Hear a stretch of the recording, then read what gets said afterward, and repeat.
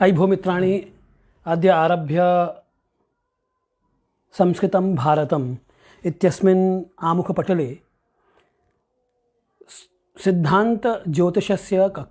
ज्योतिषस्य कक्षा प्रारभ्यते। मित्राणि,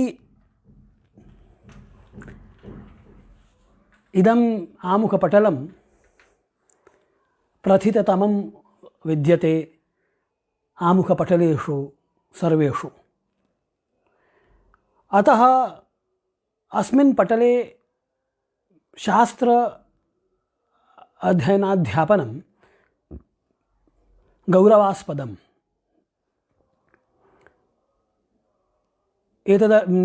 अतः अत्र अवसरं प्रदत्तवद्भ्यः संस्कृतं भारतम् इति समूहस्य मुख्याः ये आचार्याः मदनमोहन झावर्याः, तेभ्यः हार्दान् धन्यवादान् वितनोमि। मित्राणि, ज्योतिषम् इति भवन्तः सर्वे जानन्ति। द्युतदीप्तौ इति धातोः द्युतेर्सन्नादेश्च जः इति सूत्रेण अयं शब्दः निष्पद्यते। ज्योतिषम् इति पदं यद्वर्तते तत्तु तावत् ग्रहनक्षत्राणां शास्त्रं। तर्हि ग्रहनक्षत्राणां शास्त्रम् इति कथनेन कः भावः, कः अभिप्रायः? वस्तुतः ये खगोलीयपिण्डाः तेषां गतिस्थिति प्रभावादि सम्बन्धी अध्ययनं यस्मिन् शास्त्रे विधीयते क्रियते तच्छास्त्रं खलु ज्योतिषं। तदिदं ज्योतिषं यद् विद्यते तत् तावत् त्रिस्कन्धात्मकं खलु। तत् काचनोपनयस्य नाममुभिः संकीर्त्यते संहिता।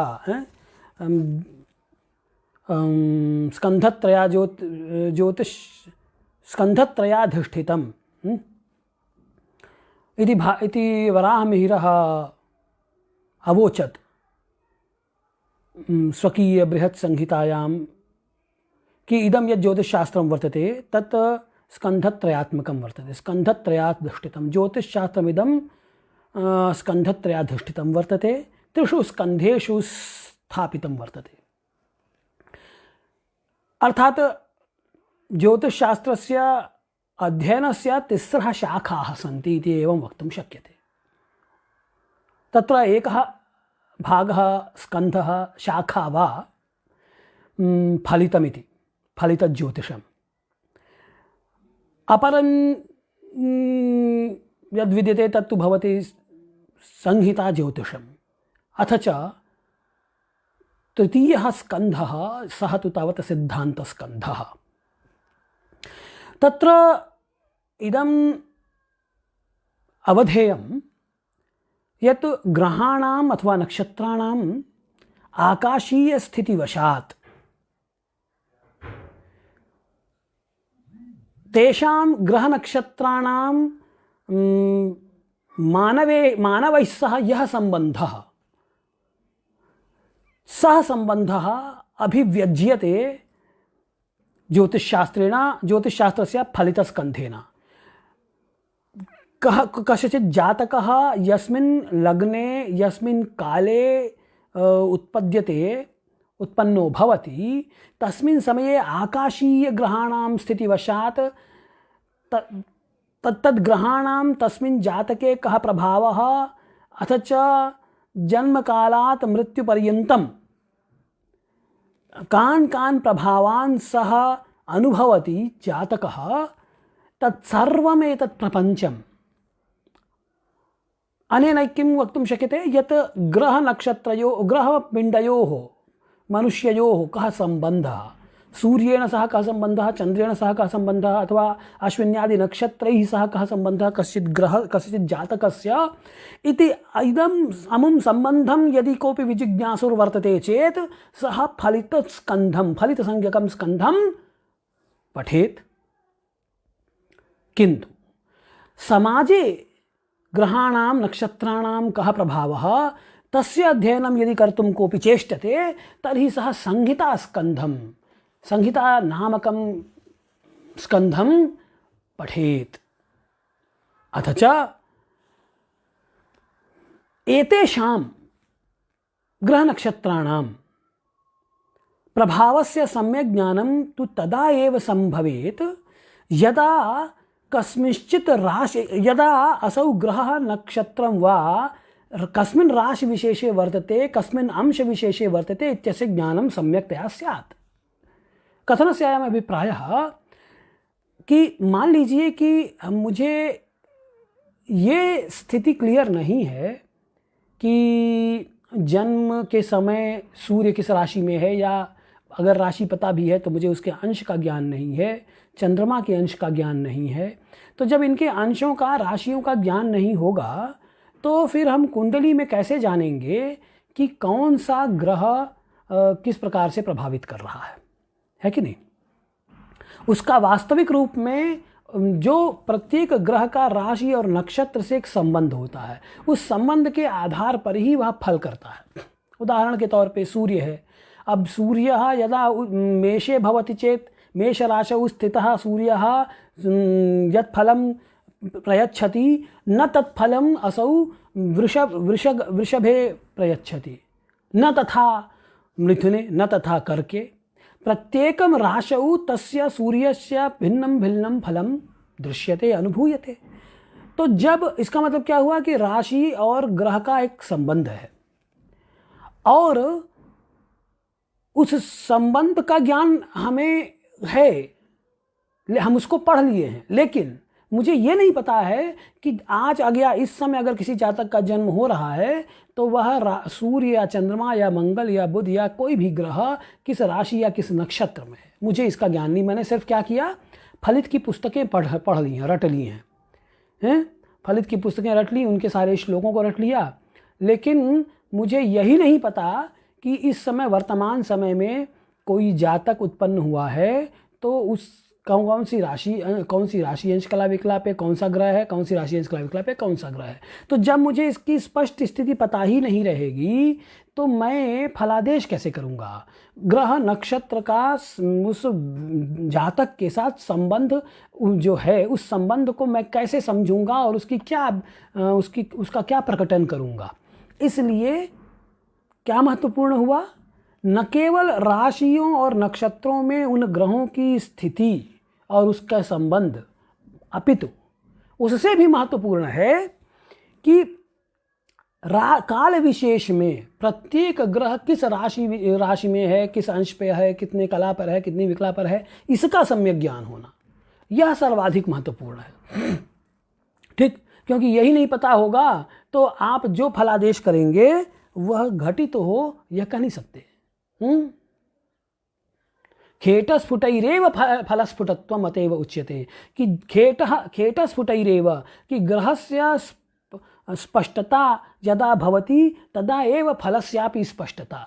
यदि ग्रह एव स्पष्टः नास्ति, ग्रह स्पष्टः नास्ति अर्थात कस्मिन् राशौ कस्मिन् अंशे कस्यां विकलायां कस्यां कलायां असौ ग्रहः वर्तते सम्प्रति अभीष्टकाले, यदि तदेव स्पष्टं नास्ति, तज्ज्ञानमेव स्पष्टं नास्ति चेत फलमपि स्पष्टं न भविष्यति।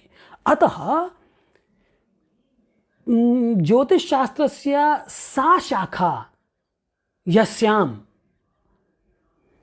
ग्रहस्य स्थितेः आकलनं साधनं क्रियते सा शाखा भवति सिद्धांत शाखा। ग्रहों की राशि अंश कला विकला के स्पष्ट ज्ञान के लिए हमें गणित की आवश्यकता है, सिद्धांतों की आवश्यकता है, और वह सिद्धांत, वो गणित, वो हमें ज्योतिष के सिद्धांत पक्ष से पता चलते हैं। इसलिए सिद्धांत पक्ष बहुत महत्वपूर्ण है। ठीक, और उस सिद्धांत पक्ष का जो के अच्छा सिद्धांत पक्ष में भी अच्छा यतो ही अद्य प्रथमा कक्षा विद्यते अतः अहम परिचयात्मकमेव किमपि वच्मि। ये जो सिद्धांत है ग्रहों का सिद्धांत का मतलब क्या हुआ ग्रह सिद्धांतः अर्थात ग्रह कथम गच्छति है कया यदि कोऽपि गमनशील पदार्थः वर्तते चेत्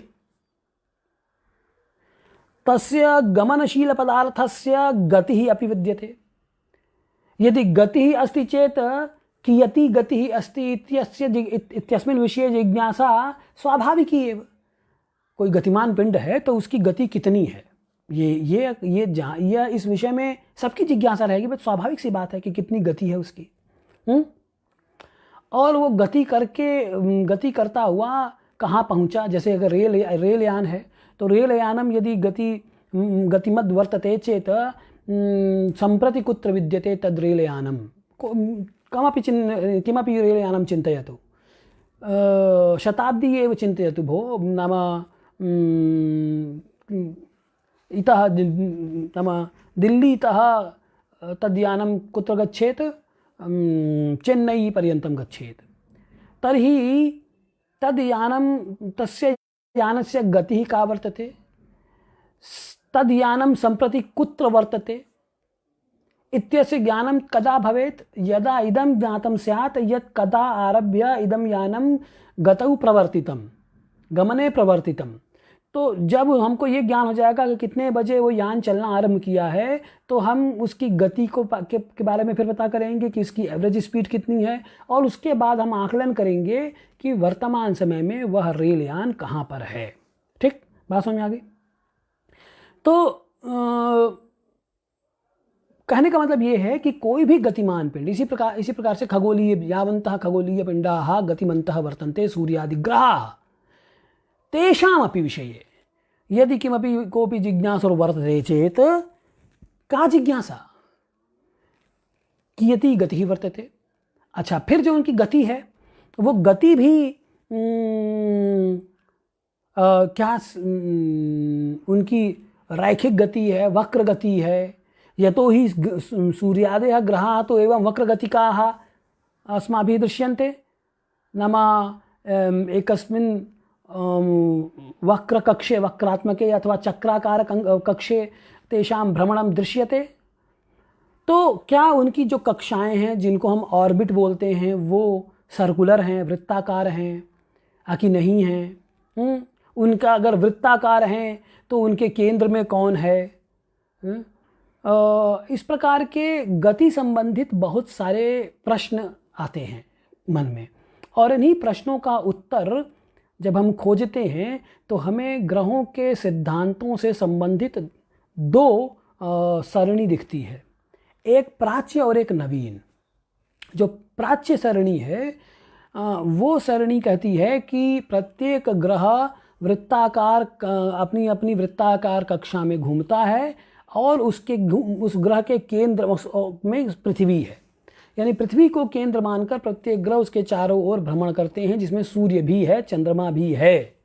ठीक, तो ये आपका हो गया प्राच्य जो सिद्धांत है ग्रहों की गति का, ग्रह गति सिद्धांतः प्राच्य सिद्धांतः। और नवीन सिद्धांत क्या कहता है? नवीन सिद्धांत कहता है कि प्रत्येक कि every planet moves around sun on a elliptical path. वो कहते हैं कि एक दीर्घवृत्ताकार कक्षा में सभी के सभी ग्रह घूमते हैं, और उनके सेंटर में कौन है?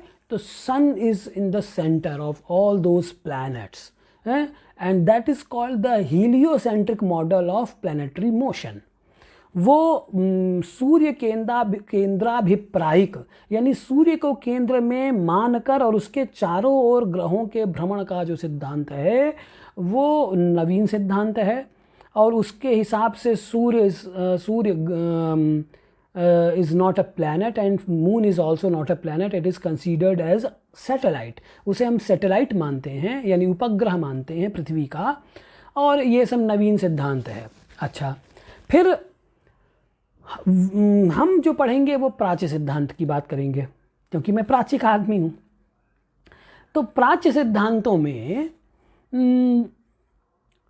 बहुत सारे सिद्धांत हुए, और हमारे यहाँ तो सिद्धांतों की कोई कमी नहीं रही। बाद में कालक्रम में वराहमिहिर इत्यादि आए, उस समय बहुत सारे सिद्धांत संरक्षित उस प्रकार से नहीं रह सके, या वराहमिहिर को उतना नहीं पता लग सका, इत्यादि इत्यादि। इसलिए क्योंकि मैं ये बोलूँगा तो कोई ये कहे कि नहीं आप वराहमिहिर पे कह रहे हैं, नहीं, ऐसा नहीं है। बृहत् संहिताम यदि भवान पश्यति चेत तत्र बहूनाम आचार्याणाम उल्लेखः तेन आकारी वराहमिहिरेण। नाम यदि बहूनाम आचार्याणाम उल्लेखं करोति असौ वराहमिहिरः एवं वदन् कि मुनिभिः संकीर्त्यते संहिता एवं तस्यैव साररूपम् अहम् अत्र प्रस्तौमि। असौ वक्ति वराहमिहिर स्वयं इस बात को कहते हैं कि मैं ये जो बृहत् संहिता ग्रंथ है, इसमें मेरा अपना कुछ नहीं है, मैं पुराने जितने आचार्य हैं उन आचार्यों के मतों को कह रहा हूँ। तो जो पुराने आचार्यों के मतों को कह रहे हैं, तो उन आचार्यों के अगर संहिता विषय, अच्छा संहिता एक शाखा रह गई थी क्या? संहिता मैंने शायद बताया था या नहीं बताया था, तो कह देता हूँ कि संहिता वह स्कंध है ज्योतिष का जिसमें समाज पर ग्रहों के प्रभाव होने वाले प्रभावों का अध्ययन किया जाता है। तो जिसमें जैसा कि बृहत् संहिता एक ग्रंथ है, तो उस संहिता ग्रंथ में बहुत सारे आचार्यों के मतों का उन्होंने वर्णन किया है। तो जब आचार्य प्रत्येक नक्षत्र में ग्रहों की स्थितियों, अनेकों आचार्यों के द्वारा प्रत्येक नक्षत्रों में ग्रहों की स्थिति के आधार पर समाज में होने वाले प्रभाव का वर्णन किया गया है, तो ऐसा संभव नहीं है कि उन आचार्यों को ग्रहों की स्थितियों का आकलन की विधि का पता न हो। तो अनेन कथनस्य अयम् आशयः यत् इदं तु ज्योतिषं वेदांगं खलु, यथा वेदस्य आर्षत्वं प्रमाणितं वर्तते तथैव ज्योतिषस्यापि। तर्हि अस्यां स्थितौ कियन्तः आचार्याः गताः कालक्रमवशात्, कियन्तः नवीनाः आगताः, तैः आचार्यैः सह तेषां सिद्धान्ताः अपि बहवः सिद्धान्ताः विलुप्तिं गताः। अतः वराहमिहिर ने एक पंच सिद्धांतिका जो लिखी है या कंपाइलेशन किया है, उसमें 5 सिद्धांतों की उन्होंने बात की है। ठीक। और कायदे से देखा जाए तो जो वेदांग ज्योतिष है, उस वेदांग ज्योतिष के जो सूत्रात्मक है, उसमें भी बहुत सारे ऐसे तत्व मिलते हैं जो उस प्रकार से उद्भासित नहीं हैं बाद के परवर्ती बृहत् ये पंच सिद्धांतिका में जितना कि वेदांग ज्योतिष में है।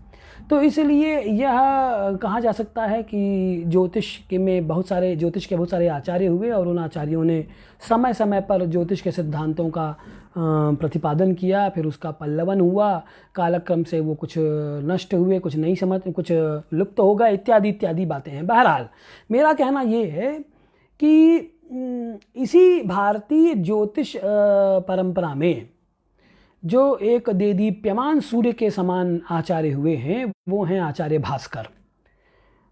यथा नाम तथा गुण है, और 11वीं शताब्दी में इनका जन्म हुआ।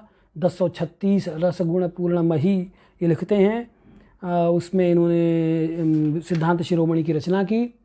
तो इस हिसाब से अगर देखें तो 10वीं 11वीं शताब्दी के जो ये भास्कराचार्य हैं, उनके ग्रंथ का हम यहाँ अध्ययन करेंगे। और उनका जो ग्रंथ है उसका नाम है सिद्धांत शिरोमणि। सिद्धांत शिरोमणि यह ग्रंथः विद्यते। तत्र इदमपि उच्यते यत् असौ चतुर्विभागात्मकः ग्रन्थः अस्ति। तत्र प्रथमः विभागः खण्डः वा वर्तते लीलावती इति पाटीगणितम्, अङ्कगणित यदुच्यते। द्वितीयः भागः भवति बीजगणितं। तृतीयः भागः अस्ति गणिताध्यायः, अथ च चतुर्थः भागः विद्यते गोलाध्यायः। एवं चतुर्षु भागेषु विभक्तः अयं ग्रन्थः सिद्धान्तशिरोमणि संज्ञकः विद्यते। तस्य ग्रन्थस्य यौ द्वौ भागौ स्तः लीलावती बीजगणितसंज्ञकौ, तस्य तयोः अध्ययनम् अत्र न क्रियते। सिद्धान्तशिरोमणेः गणिताध्यायस्य गोलाध्यायस्य च वासनाभाष्य इदं भाष्यं यद् वर्तते तत्तु नृसिंहदैवज्ञस्य इदं भाष्यं वर्तते। तर्हि सिद्धान्तशिरोमणिः इति कश्चन अप्रतिमः ग्रन्थः, यस्मिन् ग्रहाणां गति स्थिति मान प्रतिपादकम गणितम अथ च सिद्धांत पक्षम च उपस्थापितं भास्कराचार्येण। अस्य भास्कराचार्यस्य किं किं वैशिष्ट्यं तत् कथनापेक्षया कालक्रमवशात् प्रसंगवशात् एव कथनं समीचीनं भाति इति तथा विभाव्य मंगलाचरणात् अयं ग्रन्थः आरभ्यते मया।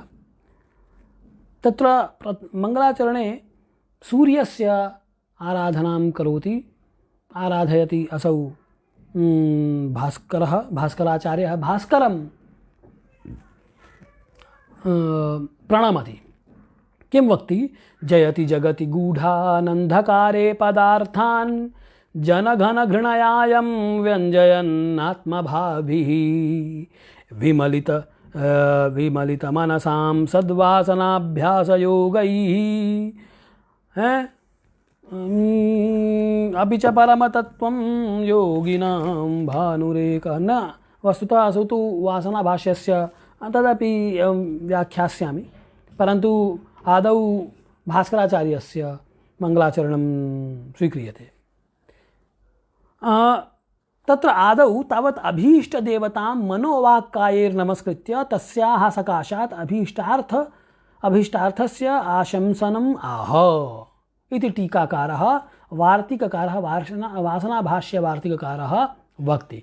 किं वक्ति कि आदौ तावत् अभीष्टदेवतां मनोवाक्कायैः नमस्कृत्य, तो जो डीटी है उसका जो अभीष्ट देवता है उसको प्रणाम कर रहे हैं मनोवाक्कायैः मनसा वचसा कर्मणा तम नमस्कृतां देवतां अभीष्ट देवतां नमस्कृत्य तस्याः सकाशात् उसके सामने अभीष्टार्थ के लिए आशंसन कर रहे हैं, उसकी प्रशंसा कर रहे हैं, उसकी स्तुति कर रहे हैं। देखिए क्या कहते हैं, यत्रत्रातुमिदं जगज्जलजिनी बन्धौ समभ्युद्गते ध्वान्तध्वंस विधौ विधौ तविनिमन्निःशेषदोषोच्चये वर्तन्ते क्रतवः शतक्रतुमुखा दीव्यन्ति देवा दिवि द्राङ्नः सूक्तिमुचं व्यनक्तु सगिरं गीर्वाणवन्द्यो रविः। कि सः गीर्वाणवन्द्यः रविः द्राङ्नः सूक्तिमुचं व्यनक्तु व्यनक्तु नः सूक्तिमुचं व्यनक्तु नः अस्माकं सूक्तिमुचं सूक्ति सुंदरा उक्ति सूक्ति तां सूक्तिं कथयितुं वक्तुं सूक्तिमुचं सूक्तिमुख है, सूक्तिमुख अर्थात सूक्तिं मुंचति सूक्तिं त्यजति, मुंचति अर्थात वक्ति, मुखात् मुंचति खलु, मुखात् किमपि निस्सरति चेत् तत् मुंचति इति वक्तुं शक्यते। अतः सूक्तिमुख सूक्तिमुचं कर्मणि द्वितीयायाम् एकवचने सूक्तिमुचं व्यनक्तु सूक्तिमुचं वाक् व्यनक्तु द्राक् तथापि कथं सूक्तिमुचं गिरं व्यनक्तु।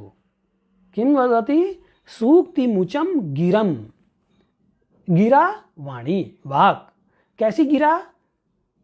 वाणी तो देवे, वाणी तो प्रकट करे, भगवान सूर्य करे, लेकिन कैसी वाणी? बस ऐसे ही बोलते रहें? नहीं, ऐसा नहीं है। यत्किमपि प्रलापयितुं न कांक्षते न तथा समर्चनां विधत्ते, प्रत्युत किं वदति कि सूक्तिमुचं गिरं व्यनक्तु, सूक्तिं मुंचति इति सूक्तिमुख, सुंदर उक्ति को छोड़ती हुई कहती हुई जो वाणी है वह सूक्ति है, सूक्तिमुच। तो सूक्तिमुचं गिरम, सूक्ति को छोड़ने वाली यानी सुष्ठु वाणी हमारी होवे, सुंदर उक्ति कहने वाली गिरम सह द्राक, द्राग अर्थात शीघ्रमेव झटितिमेव न अस्मभ्यम हमारे लिए व्यनक्तु प्रकाशयतु प्रकटयतु भगवान सूर्य भगवान भास्कर न अस्मभ्यम भगवान सूर्य हमारे लिए रवि, रवि अर्थात भास्कर सूर्य असौ रवि असौ सूर्य न अस्मभ्यम हमारे लिए किम कुर्यात, तो सूक्ति मुचम गिरम, सूक्ति मुंचती थी सूक्ति मुख, तम सूक्ति मुचम गिरम, सूक्ति को कहने वाली गिरा को वाणी को द्राक शीघ्रमेव व्यनक्तु प्रकटयतु हमारे लिए प्रकट करे। ये प्रार्थना है। अच्छा बाकी सब क्या है, तो ये तो अंतिम लाइन है कि द्रांगनः सूक्ति मुचम व्यनक्तु सगिरम गीर्वाण वंद्यो रवि सह गीर्वाण, बाकी सब क्या चीजें क्या हैं, बाकी सब उसके विशेषण हो जाएंगे रवि के, ठीक, कि रवि ही असौ सूर्य न अस्मभ्यम सूक्त सह रवि, वह जो सूर्य है तो वह सूर्य न अस्मभ्यम हमारे लिए सूक्ति मुचम गिरम व्यनक्तु हमारे लिए सूक्ति को कहने वाली वाणी को प्रकट करे। तर्हि सह रवि वह सूर्य, तो वह कहा सूर्य कीदृशः सूर्य कथम विधः सूर्य इति अभिप्रायः। तो फिर आप ऊपर चलना पड़ेगा बाकी के 3 चरणों में कि यत्र त्रातुमिदम, यत्र, यत्र का मतलब यहाँ सति सप्तमी लेंगे कि यत्र यानी यस्मिन आगते सति, यस्मिन उदिते सति, जिसके उदित हो जाने पर, यत्र से इसका अर्थ ये हो गया कि यत्र यस्मिन उदिते सति इदम जगत त्रातुम, इदम जगत, इदम जगत, यत्र त्रातुम इदम जगत, इदम जगत, यह जो जगत है तो स्थिति उत्पत्ति स्थिति विनाशवान विनाशवत जगत, विनाशवान जगत, उत्पत्ति स्थिति और विनाश वाला कौन होता है, यह जगत होता है। जगत की परिभाषा क्या है, उत्पत्ति, जिसकी उत्पत्ति होवे, जिसकी स्थिति होवे और फिर जिसका नाश हो जावे, वह जगत है। तो यह जो जगत है इदम जगत त्रातुम रक्षितुम समर्थो भवति, ठीक, यत्र यस्मिन उदिते सति, यस्मिन स्थिते सति, यस्मिन सूर्ये जिस सूर्य के होने पर, इदम जगत यह जो संपूर्ण संसार है, यह त्रातुम यानी रक्षितुम, आत्मनः रक्षितुम अपने कोई रक्षा, अपनी रक्षा करने में समर्थो भवति, ठीक है।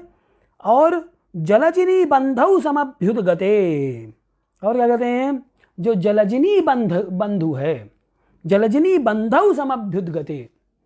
अब देखिए जलजिनी बंधौ समभ्युद्गते कह रहे हैं, समभ्युद्गते यानी उदिते, अभ्युद्गते अर्थात उपरि आगते, क्षितिजात उपरि यदा सूर्यः आगच्छति इति अभ्युद्गतः सूर्यः, तर्हि अभ्युद्गते सूर्ये अर्थात क्षितिजात उपरि आगते सूर्य अथवा उदित नाम उदिते, उदितं गते सूर्ये, जब उदिते सूर्ये, जब सूर्य उदित हो जाता है उसी को कह रहे हैं समभ्युद्गते, सम्यक्तया अभ्युद्गते।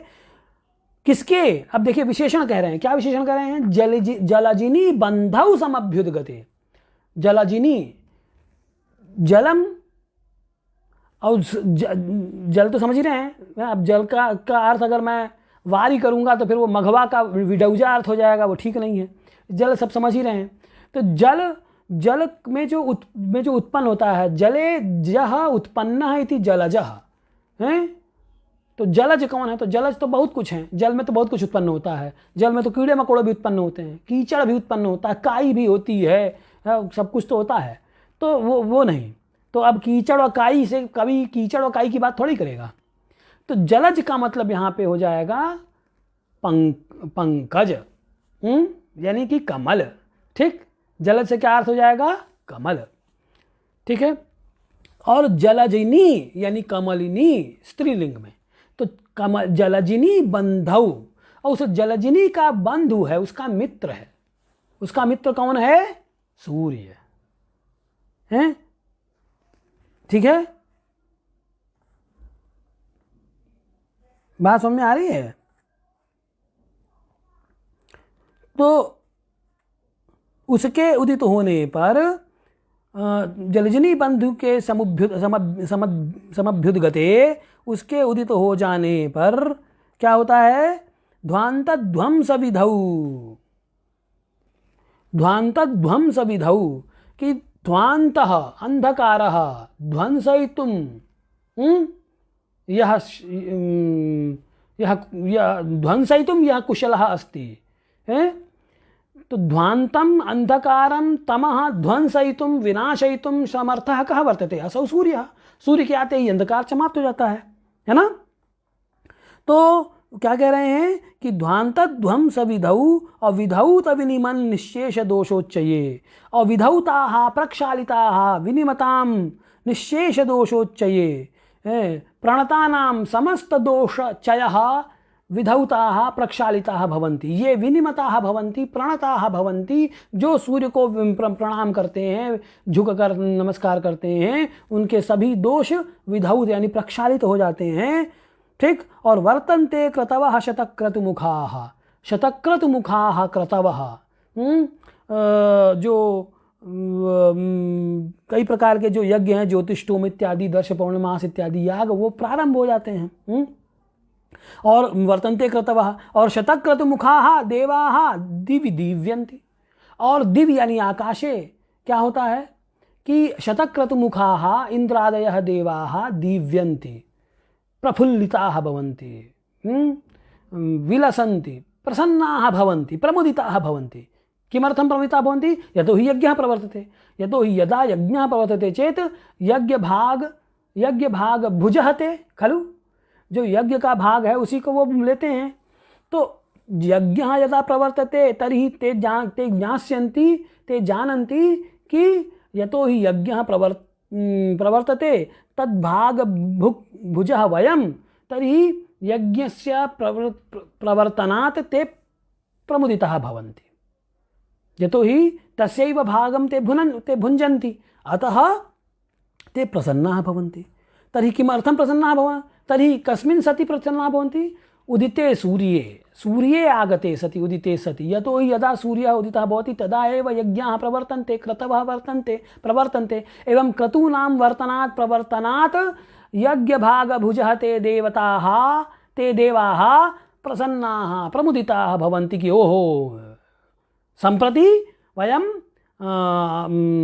अस्माकं कृते भोजनम् आगमिष्यति, वयं तृप्ताः भविष्यामः इति अयं भावः आगच्छति। प्रत्येकं मनसि अयमेव भावः खलु, वयं कि तृप्तिरेव इच्छति खलु, सर्वः एव तृप्तिः इच्छति।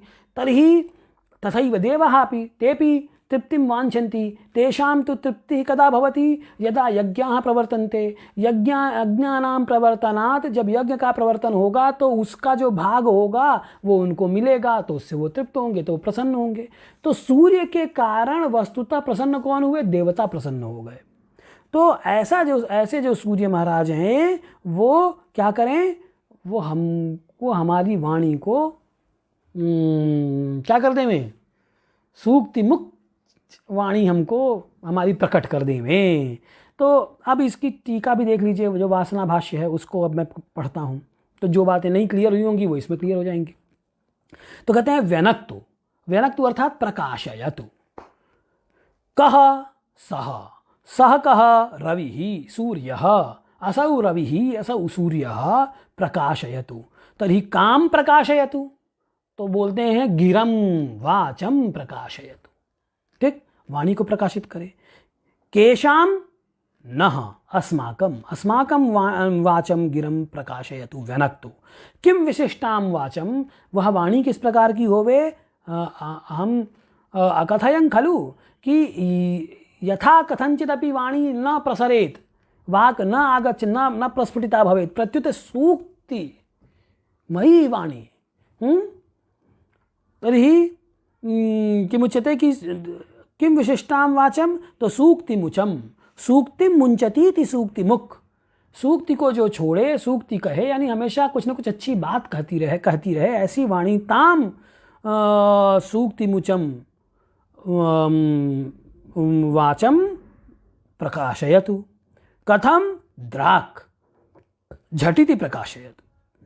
फिर कहते हैं कि किम विशिष्टो रवि तस्य किमर्थम सह एव प्रकाशयितुं शक्नुयात् अथवा किमर्थम अहम तमेव नौमि तत्र कारणं किं विद्यते इति सम्प्रति कारणं वदति कविः कि गीर्वाणवन्द्यः असौ यः सूर्यः वर्तते सः तु किं वर्तते गीर्वाणवन्द्यः। गीर्वाणाः देवाः तैः वन्द्यः इति गीर्वाणवन्द्यः। जो गीर्वाण मतलब कि जो देवी है, जो ऐसे जो गीर्वाण यानी कि देवता, उन देवताओं के द्वारा भी वंद्य है। उसके बारे में अभी हमने बात की कि यतो ही तस्मिन् उदिते सति यज्ञानां प्रवृत्ति ही यज्ञात एव ते तद्भाग भुजः भवन्ति अतः ते सूर्यस्य उदये सूर्ये उदिते सति सूर्यस्य सूर्यस्य उदयंगतत्वात् उदयंगते सति ते प्रसन्नाः भवन्ति अतः एव अतः ते गीर्वाणैः अपि वन्द्यः। देवताओं के द्वारा भी वो पूजनीय है। देवता भी कहते हैं भैया इन्हीं को नमस्कार करो, क्योंकि ये उगेंगे नहीं तो यज्ञ आरंभ नहीं होगा, यज्ञ आरंभ नहीं होगा तो हमको कैसे मिलेगा, इसलिए पहले इन्हीं को प्रणाम कर लो। तो गीर्वाण वन्द्यः असौ रविः सूर्यः वर्तते। ठीक है, बात समझ में आ रही है ना। तो गीर्वाणाः देवाः तैः वन्द्यः इति गीर्वाणवन्द्यः। पुनः किं विशिष्टो रविः, तो फिर कहते हैं, क्या कहते हैं कि यत्र यस्मिन् रवौ इदं जगत् त्रातुं रक्षितुं निश कि यत्र यस्मिन् यानी कि जिसके उदित होने पर, यस्मिन् रवौ जिस रवि के होने पर, इदम जगत यह जो संपूर्ण जगत है वो त्रातुम रक्षितुम और निशि, ये तो रात में, तो दिन में तो ऐसा होता है लेकिन रात में क्या हो जाता है, निशि मृत पतितम इव उत्थापयितुम समभ्युद्गते पृथिव्याम समभितः समन्तात् उद्गते सति वर्तन्ते अच्छा समभ्युद्गते अलग है। तो यत्र यस्मिन् रवौ इदं जगत् त्रातुं रक्षितुम् आत्मनः रक्षितुं समर्थो भवति। यदा जागृतः भविष्यति तदा एव खलु रक्षितुं समर्थः। यदा स्वप्नावस्थायां किं भवान् आत्मानं रक्षितुं शक्नोति किं न आत्मनः रक्षा भवति स्वप्नावस्थायाम् अथवा निद्रावस्थायां। यदा वयं जागृतः भवेम तदा खलु आत्मनः रक्षितुं समर्थः भवेम। अतः किमुच्यते कि निशि मृतपतितम इव, रात में क्या होता है कि जो मरा हुआ जैसे गिरा पड़ा रहता है, मरे हुए गिरे पड़े हुए के समान मनुष्य रहता है, यह सभी प्राणी रहते हैं। तो इव उत्थापयितुम समभ्युद्गते अस्याम, तो उनको उठाने के लिए, तम उत्थापयितुम समभ्युद्गते अस्याम पृथिव्याम समभितः समन्तात् उद्गते सति, पूर्णतया पृथ्वी पर वह उदित हो जाते हैं। तो उनके उदित होने पे क्या होता है, समभ्युद्गते वर्तन्ते प्रवर्तन्ते के क्रतवः, क्रतु जो हैं यज्ञ जो है वो प्रवर्तित हो जाते हैं। यज्ञाः पंचमहायज्ञाः दर्श पौर्णमास याग ज्योतिष्टोमादयः, जो दर्श पौर्णमास याग है, ज्योतिष्टोम है, वाजपेय है इत्यादि यावन्तः एते प्रमुखाः यज्ञयागादयः तेषां प्रवृत्तिः तु यदा सूर्यः उदितः भवति तदा एव, ततः आरभ्य एव खलु। तो यज्ञाः प्रवर्तन्ते। समभ्युद्गते इत्येवं वदता आचार्येण उदित होमिनाम एव पक्षः अंगीकृतः इति नाशंकनीयम्। देख लीजिए क्या कह रहे हैं टीकाकार कि उदित होमिनाम एव पक्षः अंगीकृतः, कि यहाँ केवल उदित होमिनाम अर्थात उदय काले यद होम प्रवर्तते खलु तस्मिन् ये रताः ते उदित होमिनः, कि जो उदय के समय जो होम करें, ठीक, यानी जितने भी यज्ञ याग आदि कर्म, जो कि भाई अभिचार आदि को छोड़ दीजिए, लेकिन सामान्य जो नित्य नैमित्तिक जो कर्म हैं, काम्य याग आदि अनुष्ठान हैं, वो तो सूर्य के उदित होने पर ही होते हैं। इसीलिए कह रहे हैं कि जब यहाँ पे वर्तन्ते क्रतवः समभ्युद्गते वर्तन्ते क्रतवः इति उक्तं वर्तते, अनेन आचार्यः किं आचार्यस्य अभिप्रेतं किं वर्तते कि आचार्यस्य अभिप्रेतं उदित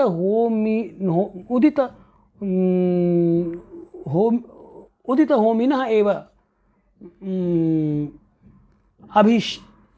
अभीष्टं वर्तते कि जो सूर्योदय के बाद जो यज्ञ आरंभ होते हैं सिर्फ उन्हीं का वही अभिप्रेत हैं यहाँ पर आचार्य को। ठीक, कोई मैंने ये कहे कि ऐसा नहीं है भाई, कुछ तो यज्ञ रात में भी होते हैं, तो उसके समाधान के लिए टीकाकार ने ये बात कही कि ठीक है होते होंगे, लेकिन यहाँ आचार्य का अभिप्राय जो सूर्य के उदय होने से के उदय के साथ जो यज्ञ आदि प्रारंभ होते हैं उनसे है। ठीक, यतः अनुदित होमिनाम अपि उदयात प्राक आसन्न एव याग कालः इति भावः। एक बात और कह दिया उन्होंने, क्या कह दिया कि यतः अनुदित होमिनाम अपि, ये अनुदित होमिनः सन्ति, ये यज्ञादयः अनुदिताः सन्ति, नाम यदा सूर्यः उदितः न भवति ततः प्राक् एव येषां यागादीनां प्रवृत्तिर्भवति, ये यागादयः अनुष्ठीयन्ते तेपि वस्तुतः उदयात् प्राक् आसन्ने एव तेषां प्रवृत्ति भवति। मतलब कि उदय के ठीक थोड़ा पहले ही 5 बजे उदय हो रहा है तो 3 बजे तुरीय, जिसे आप तुरीय काल बोलते हैं, तो तुरीय भी बोलना ठीक नहीं है, तुरीय संध्या तो रात में 12 अर्धरात्रि के बाद आरंभ हो जाती है आपकी, तो अर्धरात्रि के बाद और सूर्योदय के पहले ही इस प्रकार के जो आभिचारिक जो यज्ञ आदि कर्म है वो तभी प्रवृत्त होते हैं। तो शाक्त कर्म जितने में, शाक्त मत में प्रायः बहुत सारे जो अनुष्ठान हैं वो उसी वेला में होते हैं, तो उसमें भी कह रहे हैं कि वो भी उसका भी आप ऐसा कह सकते हैं कि उदय से पहले ही होते हैं। मतलब उदय एक पैमाना वहाँ पे भी है कि उदय के पहले और उदय के बाद। ठीक, ये कहने का भाव है उनका। न केवलम यज्ञाः प्रवर्तन्ते अतएव कारणात् दिव्यन्ति च क्रीडावन्तो द्योतन्ते, कि इसके कारण प्रसन्न हो जाते हैं। दिव्यन्ति को कहा है दिव्यन्ति च, यानी क्रीडावन्तो द्योतन्ते, खेलते हुए प्रकाशित होते हैं। क्व दिवि स्वर्गे के देवाः स्वर्गे तथा भवन्ति दिव्यन्ति क्रीडावन्तो द्योतन्ते। फिर कहते हैं किम विशिष्टाः, तो कहते हैं शतक्रतुमुखाः इंद्रादयः। शतक्रतुमुखाः, शतक्रतुः कः, शतक्रतुः वर्तते इंद्रः। शतक्रतुमुखादय अर्थात शतक्रतुः मुखम अस्ति यत्र, कि आदिमः वर्तते यत्र, ते माने कि आदि में जिस शतक्रतु से जिनकी गणना होती है इंद्रादि देव हैं, तो यानी जिनमें देवों में पहले जो होगा वो शतक्रतु होगा, इंद्र होगा, तो इसलिए कहा शतक्रतुमुखाः। शतक्रतुमुखाः कहने से ही देव अर्थ निकल जाता है कि इंद्रादि जो हैं, तो इंद्रादि कौन, तो इंद्रादि देव ही होंगे। तो शतक्रतुमुखाः ये देवाः, इंद्रादयः देवाः, ते दिव्यन्ति क्व दिवि स्वर्गे यतस्ते यज्ञांश भुजः, क्योंकि वो यज्ञ के भाग के भोगी होते हैं। पुनः किम विशिष्टे रवौ, तो कहते हैं ध्वांतध्वंस विधौ, ध्वांतम अंधकारः तस्य ध्वंसम विदधाति इति ध्वांसध्वंस विधि। ठीक, ध्वांतध्वंस विधि कः वर्तते, सूर्य, यतो हि ध्वांतम अंधकारम तस्य अंधकारस्य तमसः ध्वंसम विध्वंसम विदधाति करोति इति ध्वांतध्वंस विधि। असौ सूर्यः तस्मिन् ध्वांतध्वंस विधौ सूर्ये, उस ध्वांतध्वंस विधि सूर्य में। पुनः किम विशिष्टे, तो कहते हैं विधौत विनिमन निशेष दोषोच्चये, कि विधौतः प्रक्षालितः, विधौत हो गए यानी कि साफ हो गए हैं, प्रक्षालित हो गए हैं, प्रक्षालितः विधौत विनिमन निशेष दोषोच्चये। विनिमन यानी कि विनिमन यानी कि विशिष्टेन नतानाम, जो विशिष्ट, विनिमत यानी कि प्रणत, जिसे आप क्या बोलते हैं कि प्रणत हो गया है, उसे विनिमत बोलते हैं। तो यानी झुका हुआ हो, यानी एकदम आदरपूर्वक जो झुका हुआ हो, तो उन यानी कि जो आदर का भाव प्रकट करते हैं, भक्ति का भाव प्रकट करते हैं, उनके निशेष दोषों का, दोषोच्चय का, दोष के निशेष यानी कि दोष के जो चय हैं, दोष का जो समूह है, उसको निशेष उसका दोषोच्चय उनको प्रक्षालित कर देते हैं, उनको साफ कर देते हैं, उनके दोषों को हटा देते हैं, उनके पाप का नाश कर देते हैं। कहने का भाव ये हुआ।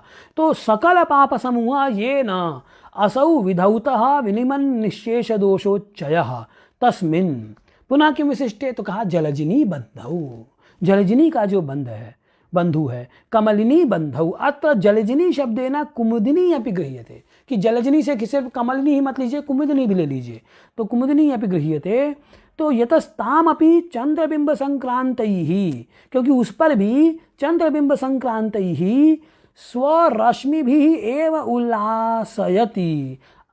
क्योंकि कुमुदिनी को भी क्यों कहे कि हाँ ग्रहण क्यों किया, कहा कि कुमुदिनी तो चंद्रमा के रहने पर उदित होती है, तो कहे कि चंद्रमा पे जो प्रकाश है वो भी तो सूर्य का ही है, अलग थोड़ा ही है चंद्रमा का अपना कोई प्रकाश है।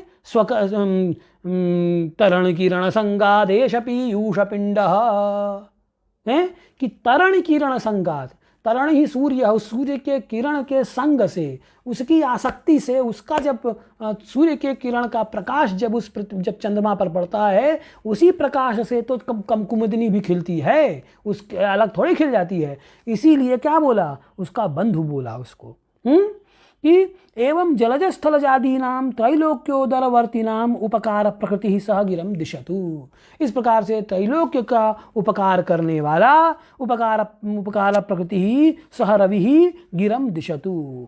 अहम अहो एवं विशिष्टादपि भगवता सूर्यात् किम वाङ्मात्रस्य आशंसनं कृतम।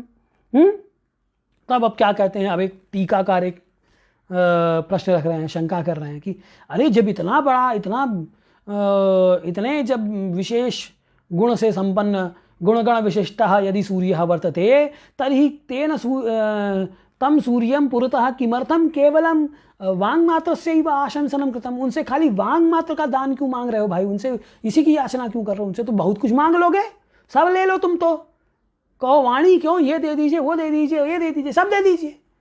तो कहते हैं नहीं, क्या कहते हैं, अहो एवं विशिष्टादपि भगवता सूर्यात् किम वाङ्मात्र से आशंसनं कृतम सत्यम। तो कहते हैं हाँ वांग मात्र का ही किया है, क्यों वो बताते हैं, तदुच्यते तदपि उच्यते यही कवीनां काव्य रचनोद्यतानां सद्वाक्य प्रवृत्तिरेव अभीष्टमिति भावः। क्योंकि जो कवि है, कवि रचना में जो कवि का अर्थात जो कवि रचना काव्य रचना में जो उद्यत है, जो काव्य लिखने जा रहा है, अब जब काव्य लिखने जा रहा है, अब उस समय घोड़ा गाड़ी लेके क्या करेगा, वो चाहे सोना लेके क्या करेगा सुवर्ण का काम तो नहीं रहेगा ना काव्य लिखते हैं, कि सुवर्ण थोड़ी काव्य लिख देगा। काव्य लिखने के लिए वैसी शक्ति चाहिए, वैसी कृपा चाहिए। तो वह कृपा, कवित्व जो प्रतिभा है, वह कवित्व प्रतिभा का आधान सूर्य भगवान करें। तो काव्य लिखते वक्त खाली उसी की बात करेगा, वाणी की ही सूक्ति वाणी की ही बात करेगा, उसी का दान मांगेगा कि वही दे दीजिए प्रभु। तो यही कवीनां काव्य रचनोद्यतानां सद्वाक्य प्रवृत्तिरेव अभीष्टमिति भावः। तो वहाँ सद्वाक्य प्रवृत्ति ही एव अभीष्ट है उसको, और कुछ अभीष्ट नहीं है। यतो ही काव्य रचना काले केवलं सद्वाक्यैरेव कविता अथवा काव्यं रचितुं शक्यते, न तु अन्येन केनचित् उपायेन अथवा साधनेन। अतः केवलं वाङ्मात्रस्यैव आशंसनं व्यधायि भास्कराचार्येण। ये तो हो गया आपका मंगलाचरण है, ठीक है ना। तो अब इसमें एक इसको भी देख लीजिए, हमने शुरू में जो कह दिया था, तो इसका भी बात कर ले में क्या, इसका एक श्लोक देख लीजिए, उसके बाद वासना भाष्यकार जो हैं नृसिंह दैवज्ञ, उनका भी देख लीजिए। कहते हैं जयति जगति गूढ़ानंधकारे पदार्थान जन घन घृणयायं व्यंजयन् आत्मभाभिः विमलित मनसां सद्वासनाभ्यास योगैः अपि च परमतत्त्वं योगिनां भानुरेकः। हैं कि अयम योगिनां परमतत्वं योगिनां परमतत्वं एकः भानुः एव असौ भानुः जयति सर्वोत्कर्षेण वर्तते, कि यह जो भानु है, यह जो सूर्य है, यही सूर्य क्या है? योगिनां परमतत्वम, जो योगी हैं उन योगियों के लिए परम तत्व है, या परम तत्व प्रदान करने वाला है। तो ऐसे परम तत्व रूपी जो सूर्य हैं, वह सूर्य को की जय हो, जयति सर्वोत्कर्षेण वर्तते। फिर कहते हैं कि कह सूर्य, तो अयम भानु सूर्य, किम विशिष्ट सूर्य, कैसा है यह सूर्य? तो क्या कहते हैं? एक है, क्या कहा? भानुरेकः। तो भानुरेकः मतलब कि एक अद्वितीय, न कोपि तत्समः इति भावः, उसके समान दूसरा कोई नहीं है। ठीक है, तो इसीलिए एक अपने आप में बहुत बड़ा विशेषण है। एक आप ही हैं और कोई नहीं है। तो एक आप ही हैं, कोई नहीं है, ये कहने में तो अतिशयोक्ति है, लेकिन सूर्य के लिए ऐसा नहीं है। सूर्य के लिए अतिशयोक्ति नहीं है। एकः सूर्यः एव, तो वह एकमात्र सूर्य ही है, एकः अद्वितीय। किम कुर्वन्, तो व्यंजयन, क्या करता है? व्यंजयन, प्रकाशयन। तो किम कान प्रकाशयन, तो पदार्थान, बोला ना कि गूढ़ांधकारे पदार्थान व्यंजयन, पदार्थों को व्यंजित करता है, प्रकट कर देता है पदार्थों को, हैं? ठीक, तो पदार्थान कान प्रकाशयन, व्यंजयन प्रकाशयन कान पदार्थान, का भी, तो कहते हैं आत्मभाभि स्वदीप्ति भी, अपनी रश्मियों के द्वारा, स्वरश्मि भी, स्वप्रकाशेन स्वदीप्ति भी पदार्थान व्यंजयति प्रकाशयति एकः असौ अद्वितीयः सूर्यः। ठीक, ये कह रहे हैं। फिर कहते हैं क्व, तो कहते हैं जगति, बोला ना, जयति जगति, जगति अर्थात संसारे, तो संसारे पदार्थान व्यंजयन, कथम? आत्मभावी ही संसारे, आत्मभा, भा अर्थात भा इत्यस्य प्रकाशः अपि अर्थः भवति, छायाः अपि अर्थः भवति, हैं? कान्तिः अपि अर्थः भवति। तर्हि अत्र भा नाम आत्मभाभी अर्थात स्वदीप्तिभिः, स्वकान्तिभिः, स्वप्रकाशेन इति भावः, अपने प्रकाश से। तो अंधकार, तो क्या कहते हैं कि क्व जगति, किम विशिष्टान पदार्थान, तो गूढ़ान अदृश्यान पदार्थान, ये पदार्थाः अदृश्याः सन्ति। अरे रात्रौ तु सर्वेपि पदार्थाः अदृश्याः खलु, प्रकाशाभावे सर्वेपि पदार्थाः अदृश्याः। अरे सर्वे सर्वान् पदार्थान् त्यजतु, भवतः अंगविशेषमेव अदृश्यं भवति। किं पदार्थाभावे हस्तस्य दर्शनं भवति, हस्ताभ्यां दर्शनं भवति, अंगुल्याः दर्शनं भवति वा? न भवति। अतः सर्वेपि पदार्थाः गूढ़ाः, अंधकारे निहिताः, अंधकारं ध्वंसयन् असौ स्वदीप्तिभिः प्रकाशयति सर्वान् पदार्थान् अयं सूर्यः। ठीक, तो कस्मिन् सति? अंधकारे सति। ठीक, तो क्या कह दिया कि जगति अंधकारे सति गूढ़ान अदृश्यान पदार्थान, गूढ़ान अंधकारे गूढ़ान पदार्थान, अंधकारे गूढ़ान, अंधकारे निहितान निहिताः ये पदार्थाः, तान पदार्थान प्रकाशयति। और क्या कहते हैं? कया हेतु भूतया, किस लिए प्रकाशित करते हैं? तो जन घन घृणया, घना चासौ घृणा च इति घन घृणा, जनानां घन घृणा, जन घन घृणा तया इत्यर्थः। न केवलं घटपटादीन पदार्थान व्यंजयन अपि च परम तत्वम परम ब्रह्म। अब यहाँ पे ये क्या हो जाएगा? ये हो जाएगा अर्थ दार्शनिक आध्यात्मिक पक्ष में अर्थ लग जाएगा। तो कहते हैं जन घन घृणया, घना च असौ घृणा च इति घन घन घृणा, लोगों की जो घन घृणा अब जन घन घृणया, यहाँ यह जो अर्थ है ये आध्यात्मिक पक्ष में लगाइए कि लोगों के घन, यानी कि घना घन जो घृणा है। अब घृणा का भाव यहाँ मल से समझ लीजिए। हमारा जो खूब पक्का जो मल है, यानी हमारे जो दुर्गुण हैं, उन दुर्गुणों के कारण जो पदार्थ हैं, पदार्थ यानी कि आत्मतत्व, कहाँ ना इसका मूल बता, पदार्थ बता दो, आप तत्व बता दो क्या है। तो तत्व क्या है? तत्व ये आत्म तत्व, ये शरीर थोड़ा ही है। तो वह जो सूक्ष्म तत्व है, वह सूक्ष्म तत्व जनघन घृणया अप्रकाशितः निगूढ़ितः जनेषु विद्यमाना या घना घृणा वर्तते, मलादयः माया वर्तते, मलादि रूपा माया वर्तते, तया मायया निगूहिताः ये पदार्थाः तान् पदार्थान् व्यनक्ति प्रकाशयति असौ सूर्यः यदा तस्य आराधना विधीयते। तो और क्या करता है? उतना ही नहीं करता, बल्कि परम तत्वं प्रकाशयति। आपके मल को कि भाई ये अंधकार है, इसका त्याग करो। पहले तो ये जानो कि ये अंधकार है।